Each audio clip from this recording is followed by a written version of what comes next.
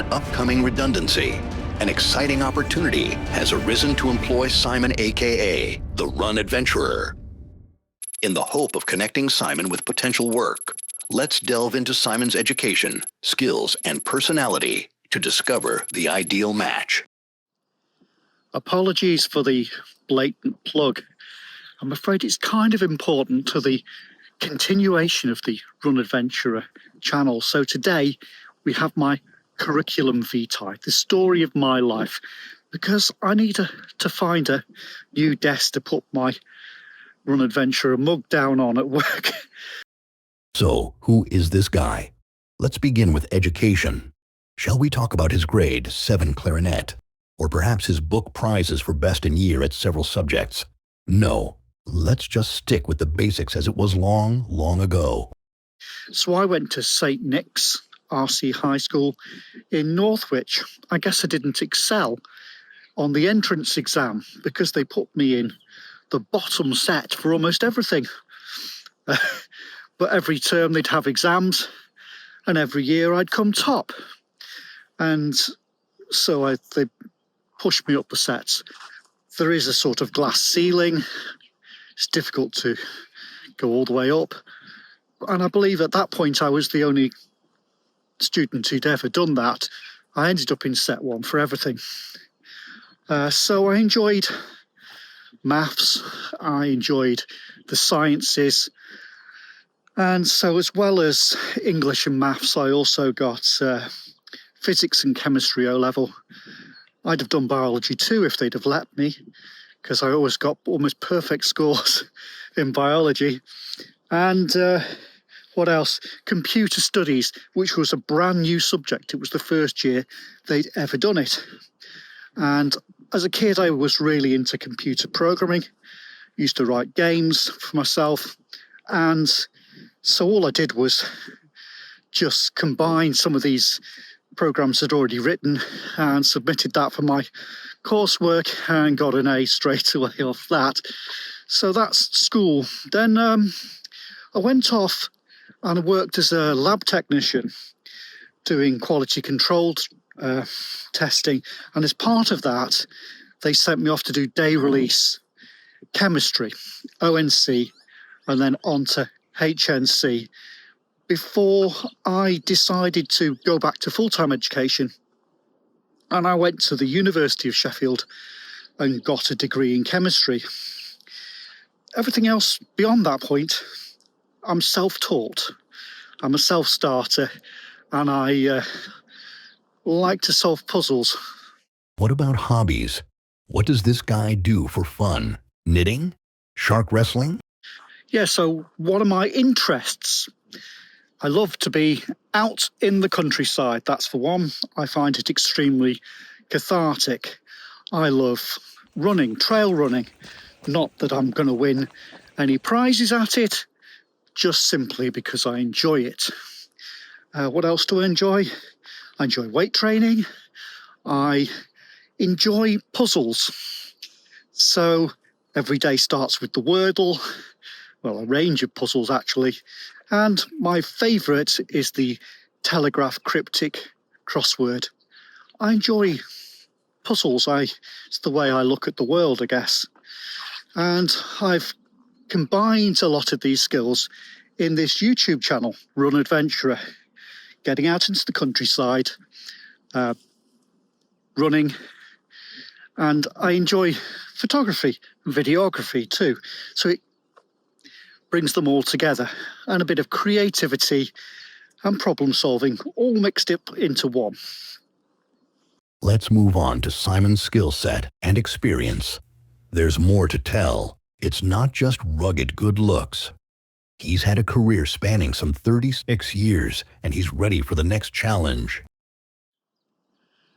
But what about my career, my skills and experience? Well, there's several phases to that. Phase 1 was working as a laboratory technician. So I was doing quality control testing, so both instrumental and classical analytical techniques, working in a lab environment.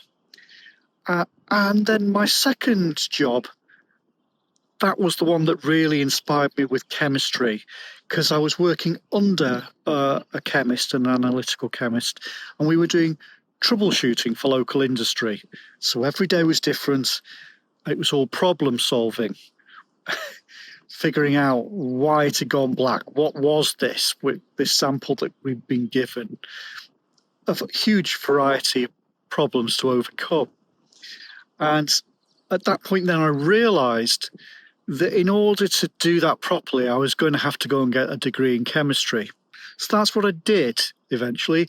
I headed back to university full time and got a degree in chemistry from the University of Sheffield. Then I got a job working as an industrial chemist, which is phase 2. So I was working for Colin Stewart Minchem in Winsford, and I was their development chemist. So I'm working in the lab. I developed a range of organoclays for them. These are thixotropic agents that gel, shear thinning gels, based on a clays that have been organically modified. So we developed these products in the lab. I then moved them onto the pilot plant stage, and then aided in the, scale up to full production. And then eventually became sort of the technical liaison in a more commercial role, supporting the sales team, but also going out and seeing customers too. So I was there for about 5 years doing that. And it was quite rewarding. So the year is now 2000, and a new technology has emerged, the internet. And I saw an opportunity and I grasped it. So, as I said, as a kid, I used to enjoy computer programming and wrote games. And at university, I took computer programming as a subsidiary subject and got top marks in that. So I knew I had ability. So I retrained myself and set up my own business as a web designer developer. I very quickly learned that people don't care how it works, just what it will do for them. And so I began this building websites, not just brochure websites, but e-commerce websites. People say, oh, can we build a website that will do this, that, and the other? And designing these things from scratch using PHP, MySQL, hand coding, Dreamweaver back in the day. And over time, of course, the technologies move on, and it's a continual process of retraining yourself. So in its most recent iteration, there's a little bit of PHP and MySQL still, but mostly it's working in WordPress and Elementor to deliver appealing content, as well as web design. I was doing graphic design as well, of course, creating graphics and logos in Photoshop and Illustrator to complement the web design part of the business. And I was also doing videography, doing corporate videos. And in the final few years of the business, I could see that the tide was turning. And so I thought, how can I use my skills slightly differently? And so I started the Run Adventurer project, where I've got, nearly 400 videos now up on YouTube, creating evergreen content primarily. And it's all done in Adobe Premiere Pro, obviously. And that has been great. I mean, that's the perfect mix of my skills, problem solving, creativity. I love doing that. Eventually, though, the web design business was no longer profitable. Everything's based on platforms. There's less and less code to be written. And the birth of AI, it was only going one way. And so eventually I closed down the business and I got a job working for JD Sports. And that's what I've been doing for the last 18 months, is it? And that has been interesting, actually. In that I joined the team. There's a 3-man team. So I'm the third man. When I joined the team, they were making about £1,000 a week. And we're working within a process, but we were given the freedom to innovate and experiment within that process to see if we can make more money. Right now, we make about £4,000 a week. I call that a big win. They'd stopped the operation in a fishing shop that was underperforming to boost up the numbers, I guess. But finally now it's looking like in summer 2025, they're going to close down that shop. And so, unless I hear otherwise, they're going to shut down the eBay part of it too, which is a real pity. So I need to find another job. So what sort of job would suit me? Well, I suppose there's lots of things I could do. I've got lots of skills and I'm always interested in developing new ones. So I could imagine using some of those chemistry skills, perhaps being out in a little van somewhere, doing ecological testing perhaps. Or I could use my business administration skills, because I had to run a business for 20 years. So I could, help a small business with their business administration, with the bonus that I can run their website and do any graphic design work they need at the same time. Also, I could go and be a web designer or a graphic designer. My video editing skills are probably my most recent skill and most up-to-date, because I'm working in Adobe Premiere Pro 2025, and I'm using that all the time. I live in Sandbach in Cheshire, so I'm looking for work, any sort of work really, in Sandbach and the surrounding towns. I also live very close to Sandbach train station, so I could also easily hop on a train to be in Manchester if someone sees my skills as being useful and paying a bit more for them. Or I could do remote work. To understand the type of job where Simon would excel, we need to consider his personality. What makes him tick?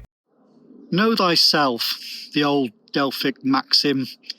Yeah, understanding how you think is useful in that it teaches you where you are going to excel and also what your weaknesses are, so you can work on them and develop and become the best version of yourself.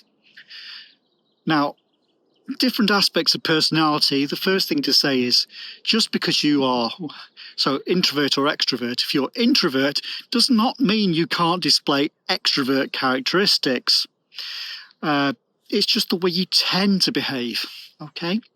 So I'm an INFPA. Now, what does that mean, and what does that mean to me and to where I would do really well? So I'm an introvert. So that means that I'm perfectly happy working on my own. I'm also a self-starter.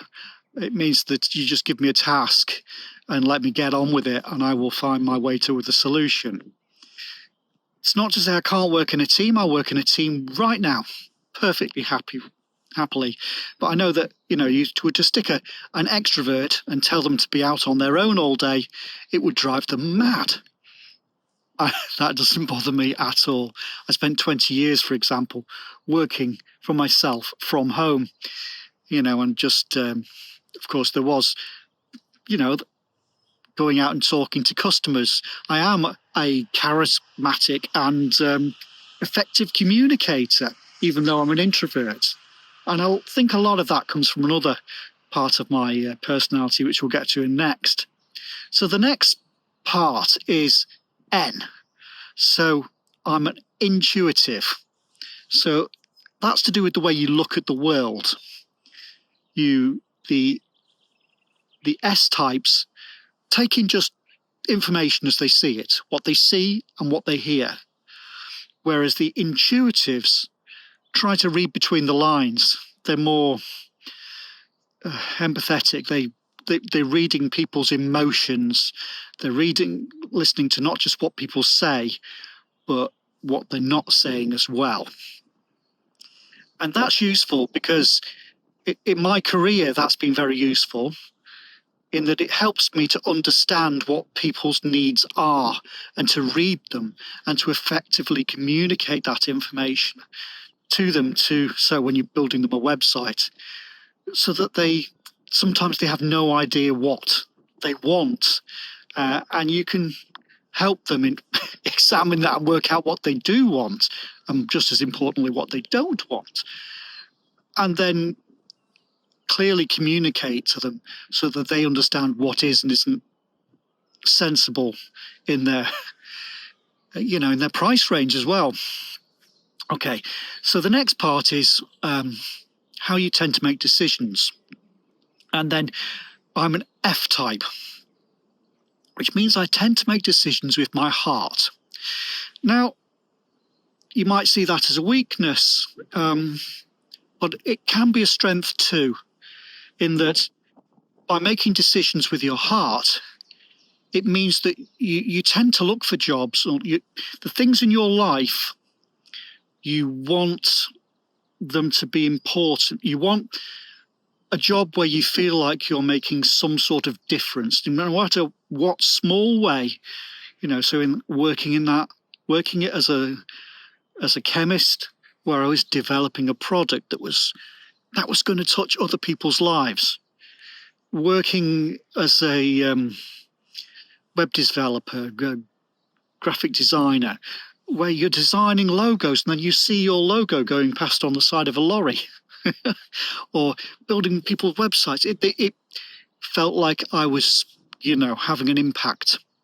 And with this latest job, the eBay job, that gives me a sense of pride that I'm able to have helped them to push that forward so far in such a short period of time. Then the final part is perceiving. I'm a perceiving type. Now, they're either perceiving or judgmental. And that's to do with how my outlook on the world. I think we're all the same and treat them as such. And I'm always prepared to listen to other people. What do I know? I may be completely wrong. But so I'm always willing to listen to other people's argument. And what's the final part? A, for assertive.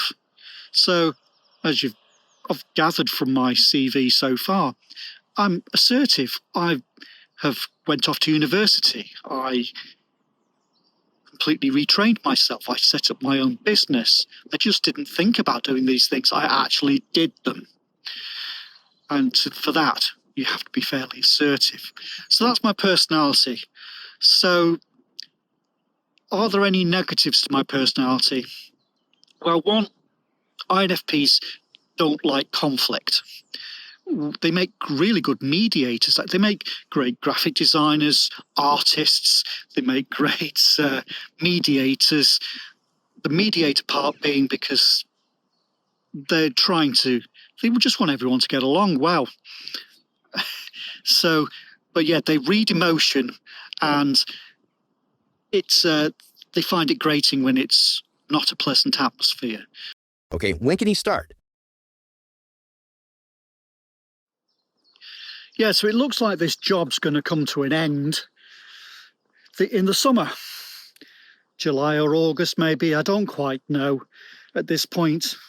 But frankly, I could move right now. I'd have to give them a few weeks' notice. But if the right opportunity comes along, I'm ready now. I currently work 4 days a week, 9 to 5. And that works pretty well for me. 3 days a week, 9 to 5 would be even better. But in my spare time, I'm doing the Run Adventurer project, which at this point doesn't make a huge amount of money, but doesn't take a rocket scientist to see that if I keep doing it, and the body of stuff that I've created continues to build, that eventually it'll make some sort of retirement income for me. Even if we can just move the decimal place one place to the right, we'd have something for me to live on. But we're not there yet, unfortunately, so we need a job. So are there any work jobs going where you work? Past the whoever seems responsible for that, this video. Perhaps I fit the role. And I'll also include my email address in the description, so you can send me the information so I can send them this CV along with the paper version. Right. Back to normal content next week. You're going to like the next one. I do a 10-mile run up the coast from Formby through to Southport. So tune in for that. Right, take care, folks. See you next time.